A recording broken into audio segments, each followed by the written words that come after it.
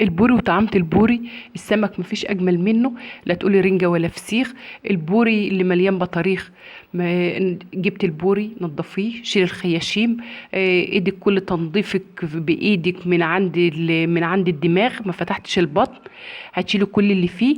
لو شفتي كمية الدم والحاجات اللي خارجة من بطن السمك، ما انتش هتشويه كده ببعضه كده زي ما الناس بتشوي، بتجيبه وتغسله تحت الحنفية وتحطه في الردة وتشويه في الفرن. انت بتعملي في البيت، بتعملي حاجة صحية ليك ولولادك وضامنة نظافتها. هتشيلي كل اللي فيه.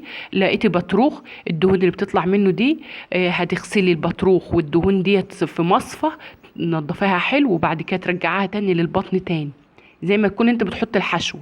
يعني هترجعي البطاريخ تاني والدهون اللي بتطلع منه عشان خاطر يستوي بيه، بيبقى طعمه حلو، بالدهون اللي فيه دي بتسويه بيبقى طعمه حلو. ممكن تعملي كده، هتغسلك حلو من كل الجوانب، هتفتحي الحنفية عليه، تطلع كل الدم اللي فيه وكل الحاجات اللي فيه.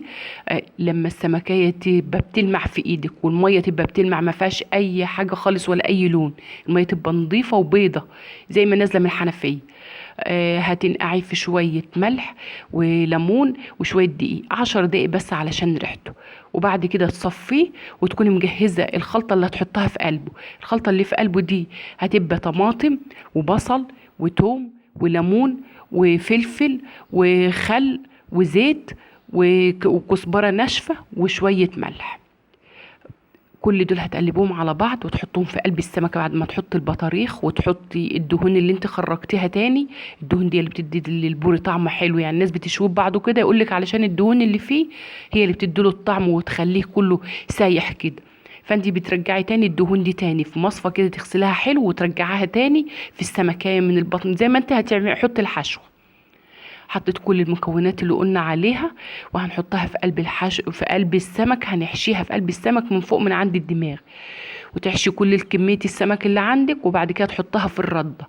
تكوني مولعة الفرن، السمك بيحب درجة حرارة عالية في الاول، وبعد كده توطي عليه يتلدن ويستوي براحته علشان السمك يستوي من كل الجهات.